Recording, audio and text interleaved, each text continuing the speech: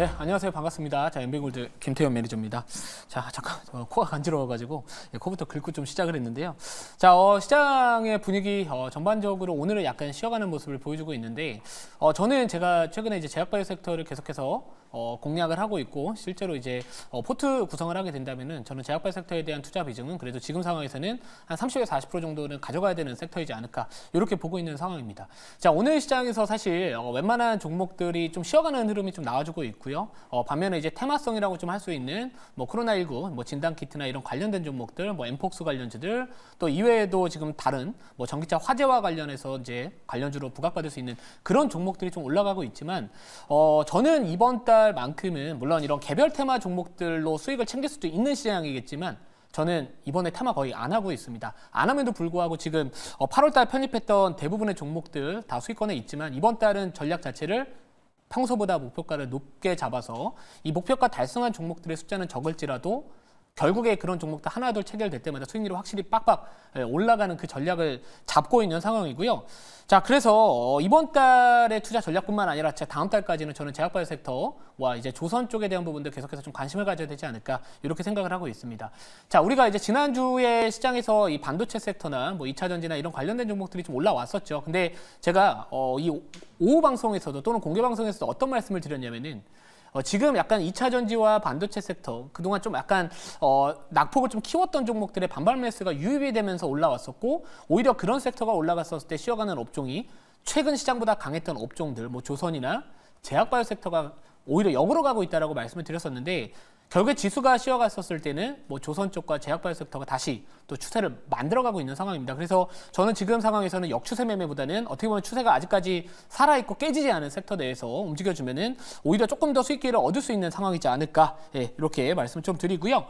자, 그러면 제가 현재 보유하고 있는 포트 현황 한번 보여주시면은, 이번 달에는 목표가 달성한 종목 2개밖에 없습니다. 근데 저는 아직까지 걱정을 전혀 안 하고 있는 게, 뭐 지금 뭐 휴젤도 마찬가지로 지금 2자릿대 수익권에 있는데 1차 목표가도 체결이 안 됐고요.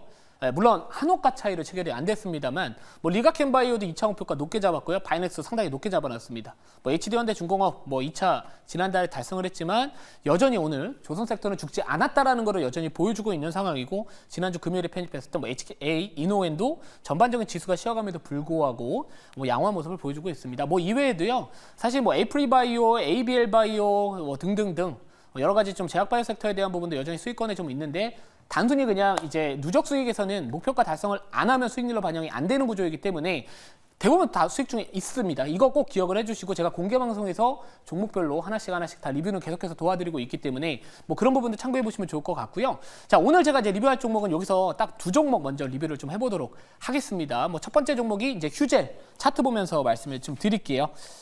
자, 휴젤 보면서 말씀을 좀 드리면은, 오늘도 급등을 했습니다. 오늘도 지금 6% 가깝게 급등을 하면서 1차 목표가가 사실 29만 5천 원이었거든요. 근데 29만 4,500원까지 가서 요것도 체결 안 돼. 그리고 에이프릴 바이오였나요? 요것도 2만 450원이었는데 그 종목도 2만 400원까지 가가지고 한옥가째로 그것도 체결 안 돼. 근데 저는 아직은 걱정은 없다라고 보고 있습니다. 뭐 전반적으로 이 보툴리늄 톡신 쪽 관련된 국내 기업들의 이 성장성이나 이런 최근의 흐름을 보면 뭐 대웅제약도 마찬가지고 이런 뭐 메디톡스도 마찬가지고, 전반적인 흐름 자체가 이 기업만 잘 나가는 게 아니라 국내 이 톡신 쪽 관련된 기업들 자체가 가격이 싸다라는 인식 갖고서 지금 이 미국 시장이나 이쪽에서 잘 팔리고 있는 상황이기 때문에, 결국에 저는 그래도 29만 5천 원은 터치하지 않을까, 간절히 한번 바라보는 상황이고요. 자, 그리고 한 종목 더 말씀을 좀 드리면은, 리뷰를 하나를 다른 걸 도와드리면은, 바이넥스 말씀 좀 드릴게요. 자, 바이넥스도 오늘 신고가 갔습니다. 23,500원까지 갔었거든요. 근데 이제 오늘 갭 상승 이후에 현재 상승 탄력이 둔화가 되면서 지금 22,600원 정도의 거래가 되고 있는 상황입니다. 자, 뭐 지난주 금요일에 워낙 급등을 하다 보니 뭐 오늘 정도의 조정은 충분히 나올 수 있다라고 보고 있고요. 자, 최근에 이제 국내 CDMO 쪽 관련된 기업들, 특히나 전통제약사들도 이 CDMO 시장의 성장 가능성을 이제 어떻게 보면 기대를 했는지 계속해서 뭐 투자나 뭐 이런 M&A나 이런 것들 시도하고 있는 상황이기 때문에, 결국에 저는 바이넥스 같은 경우에는 국내 이 생물보안법 관련된 이슈가 지금 9월 말이면은 뭐 또 이야기 나올 수 있다, 이런 이야기 나오거든요. 하원에 또 전체 뭐 상정한다, 약간 이런 이야기들 나와주고 있는 상황이라서 뭐 아직까지 지금 매도하고 떠날 자리는 아닌 것 같다라는 관점으로 보시면 될 것 같아서, 이게 2차 목표가가 아마도 24,000 500원인데 오늘 23,500원까지 갔으니까 한 1,000원 정도만 더 올라가면은 이게 그러면 만약 체결되면 40% 정도 수익이 되는 걸로 알고 있는데 그러면 결국에 지금 당장 수익률, 누적 수익률 팍팍 올라갈 겁니다. 그래서 뭐 휴젤이나 뭐 에이프릴바이오, ABL바이오, 또 바이넥스, 또 S&T 다이나믹스 이런 종목 다 살아있는 상황이라서 조금만 더 시장 흐름도 올라오면 괜찮을 것 같고요. 물론 제가 생쇼에서 좀 아쉬웠던 종목들이 좀 있습니다. 제가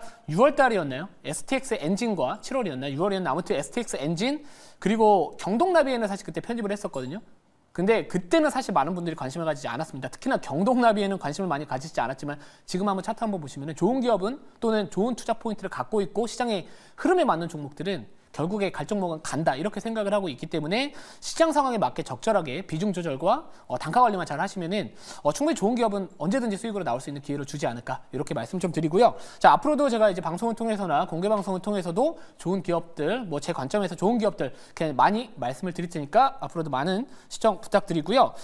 자 그러면 이제 오늘 편입할 종목은 좀 아쉽게 제가 아침 일찍 대본을 좀 보냈는데 고민했습니다. 이미 좀 떠 있어가지고 바꿀까 말까 고민했는데 그냥 가는 걸로 갈게요. 자 오늘도 제약바이오 섹터고요. 자, 현재가 21,550원, 종목명은 퓨처캠이라는 기업입니다. 자, 오늘 이제 국내 증시가 전반적으로 이런 이 코로나 관련된 종목들과 뭐 엠폭스 그리고 전기차 화재 관련된 종목들이 올라갔지만 사실 일부 제약바이오 섹터 같은 경우에 버티는 종목들 생각보다 많이 있다라고 보고 있는 상황입니다. 그 중에서도 오늘 또 상대적으로 좀 강한 모습을 보여주고 있는 게 이 퓨처캠이라고 보시면 될 것 같은데 이 퓨처캠 같은 경우에 대표적으로 이제 방사성 의약품 관련된 종목으로서 뭐 파킨슨병이나 알츠하이머 관련된 종목으로 이전에 한번 크게 시세가 났던 종목이고요.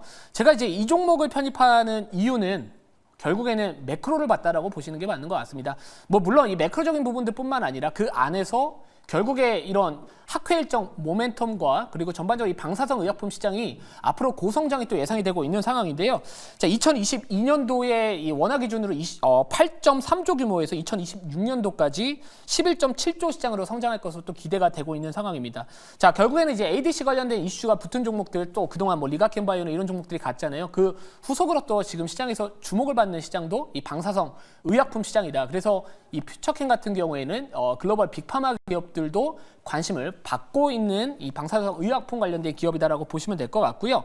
자, 결국에는 지금 우리가 지난주에 올라갔던 뭐 반도체나 이쪽은 경기 침체에 대한 우려감이 해소가 되면서 올라왔던 부분들이 좀 있겠지만 결국에 우리가 이번 주 같은 경우에는 어떤 모멘텀이 있을까, 어떤 시장의 모멘텀이 있을까라고 한번 분석을 해본다면은 결국엔 다 통화 정책과 관련된 일정들입니다. 뭐 예를 들어서 뭐 잭슨홀 미팅에서도 통화 정책에 대한 이런 힌트를 얻을 수 있는 상황이고요. 또 FOMC 의사록 공개가 또 예정이 되어 있기 때문에 이전에 뭐 FOMC 회의에서 어떤 연준 위원들의 발언들이 나왔을까에 대한 한번 또 확인할 수 있는 자리이기 때문에 결국에 이번 주에는 뭐 소매 판매나 이런 것들이 없거든요. 그러면 결국에 경기와 민감하게 움직일 수 있는 그런 업종들보다는 전체적으로 이 통화 정책과 관련된 수의 업종들 또는 뭐 테마성 이슈들 이런 종목들 내에서 움직이지 않을까 이런 관점에서 접근을 했고요. 자 그러다 보니까 이 퓨처캠이라는 종목을 편집을 했다 이렇게 보시면 될 것 같습니다. 자 그러면 자세한 내용은 제가 자료 보면서 좀 더 말씀을 좀 드릴게요. 자 이거는 과거의 기사입니다. 핀포인트 뉴스 뭐 글로벌 이코노미 여기서 2022년도 10월달 기사고요. 그리고 2021년도에도 퓨처캠이 유럽 핵의학회 요것도 마찬가지 22년도, 21년도, 23년도 항상 요 학회와 관련해서 특징주로 기사가 나오거든요. 근데 이번 이제 10월 달입니다. 10월 19일부터 23일까지 이 독일의 함부르크에서 유럽 핵의학회가 또 개최될 예정에 있는데 자 거기서 이제 국내 미국 이 임상과 관련된 일상에 대한 부분들 발표 또 이야기들이 좀 나와줄 가능성이 좀 있다. 그래서 결국에는 항상 저는 제약바이오 섹터 같은 경우에는 학회 모멘텀을 갖고 있거나 이 매크로적인 부분들 그리고 시장에서 전반적으로 뭔가 약간 뚜렷한 호재가 없는 시장에서는 이런 끼 있는 종목들이 올라갈 수 있는 분위기라고 생각을 했기 때문에 요거 한번 보시면 좋을 것 같고요. 자 그래서 지금 이런 학회 일정 모멘텀뿐만 아니라 또 다음 자료 한번 보면은 또 여러 가지 좀 이슈들이 좀 있을 것 같지만 결국에 제일 중요한 거는 시장의 방향성과 변동성을 결정할 수 있는 요인들 큰 흐름을 결정할 수 있는 요인은 결국에 미국의 통화 정책이라고 보고 있습니다. 자, 근데 이제 얼마 전까지만 하더라도 지지난주에 이제 경기 침체 우려감이 시장의 공포감을 형성을 했었을 때 이번 9월 달에 50bp 인하 가능성이 더 높았거든요. 근데 지금은 25bp 인하 가능성이 더 높아졌습니다. 그러면 일각에서는 50bp를 내리는 게 더 좋은 거 아니냐, 금리 인하 속도가 더 빨라지다 보니까 좋은 거 아니냐 이런 생각들을 하시겠지만 제가 이전에도 25bp가 차라리 낫다. 왜냐?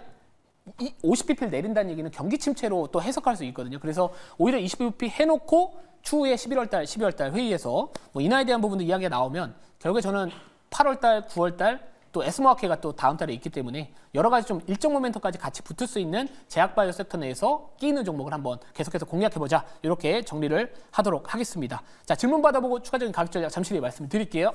네, 이번 주에는 지금 그 FOMC랑 그다음에 잭슨홀 미팅이 있고요. 그다음에 엔비디아 실적 발표도 다음 주에 좀 예정이 돼 있습니다. 그리고 또 뭐 이번 주에 민주당 전당대회도 있고 뭐 매크로적인 환경에 또 일정들이 좀 상당히 좀 많은 그런 상황인데요. 지난주에는 그 지수가 또 경기지표 호조에 대한 기대감으로 좀 올라왔는데 뭐 이번에는 또 어떻게 좀 지수 방향성 잡아야 될지 궁금합니다. 네, 이번 주는 경기와 관련된 지표들보다는 아까 방금 전에 말씀드렸지만 이 통화 정책과 관련된 이런 부분들에 대한 좀 일정들이 더 많다라고 보고 있고요. 실제로 뭐 잭슨 홀 미팅은 어떻게 보면 앞으로 주요 글로벌 국가들의 통화 정책에 대한 방향성을 참고할 수 있는 그런 부분들이 있는 만큼 우선은 지난주의 반등이라고 한다면 사실 침체에 대한 우려감이 완화됐던 부분들이거든요. 자, 물론 뭐 추후에 이제 해석할 수 있는 요인들은 경기가 나름대로 버텨준 상황에서 인하를 하면 이제 연착륙에 대한 기대감으로 시장이 또 호재로 받아들일 수는 있겠지만 지난주에 경기 침체 우려감 때문에 많이 빠졌었던 경기 민감주들이 반등이 나왔다면 이번 주는 또는 이번 주 흐름은 그래도 좀 통화정책과 관련된 금리 인하와 관련된 수혜주들이 조금 더 탄력이 붙지 않을까 이렇게 포인트를 잡아보시면 좋을 것 같습니다. 자, 가격 전략 바로 말씀을 좀 드릴게요. 1차 목표가는 원래 좀 예상을 했던 가격보다는 조금 올라가 있기 때문에 조금 더 높여보도록 하겠습니다. 1차 목표가 23,200원 잡고요. 2차 목표가는 25,200원 잡도록 하겠습니다. 자, 손절가는 좀 떠 있어서 그러니까 17,900원 잡도록 하겠습니다. 자, 오늘 공개 방송은 없고요. 항상 제가 운영하고 있는 녹색 밴드 통해서 자세한 이 시장 정보와 공개 방송 일정들 공유드리고 있기 때문에 많은 관심 부탁드리도록 하겠습니다.